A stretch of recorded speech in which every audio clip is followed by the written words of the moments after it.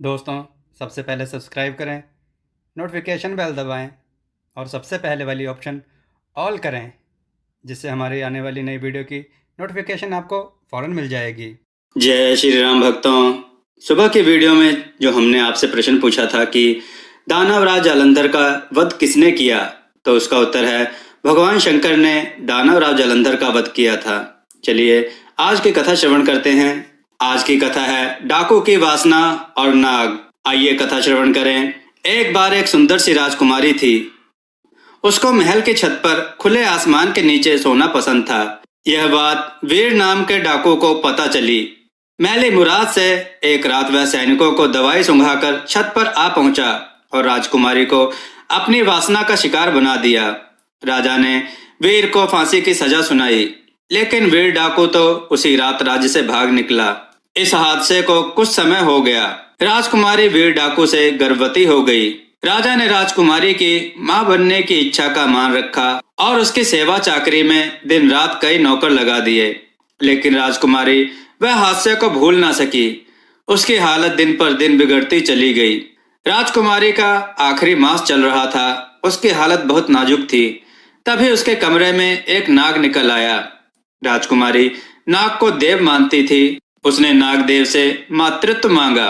नाग ने कहा कि वह तो उसको डसने आया है और यही उसके भाग्य में लिखा है, लेकिन उसने राजकुमारी को एक वरदान दिया कि वह मरने के बाद जब चाहेगी मानव शरीर में आ सकती है। आखिर नाग के डसने से राजकुमारी की मृत्यु हो गई। पूरा गांव शोक में डूब गया। राजा राजकुमारी के नसीब पर खूब रोए, लेकिन उस दिन के बाद से राजकुमारी गांव में जो भी बच्चा रोता उसके पास मनुष्य शरीर में पहुंच जाती और उसको अपनी छाती से लगाकर दूध पिलाती।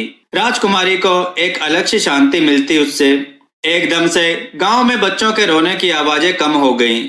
माएं परेशान हो गईं, क्योंकि राजकुमारी के दूध से बच्चों का पेट भर जाता था। वो माँ का दूध नहीं पीते थे।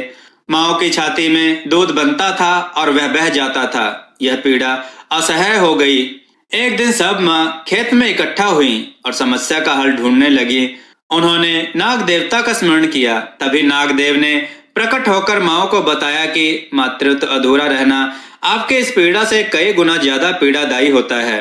राजकुमारी का मातृत्व अधूरा छूट गया था और इसीलिए वह जब तक संतुष्ट नहीं हो जाती, आप सबको उनका साथ देना होगा। तब से गांव की हर स्त्री नाग देवता को दूध अर्पण करने लगी। उनकी पीड़ा कम हो गई। दूध बनना बंद हो गया।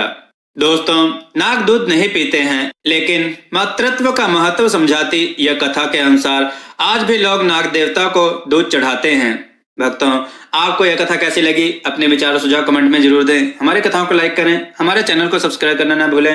हमारे कथाओं को शेयर जरूर करें, जिससे लोगों को अच्छा ज्ञान प्राप्त हो। जय श्री राम भक्तों।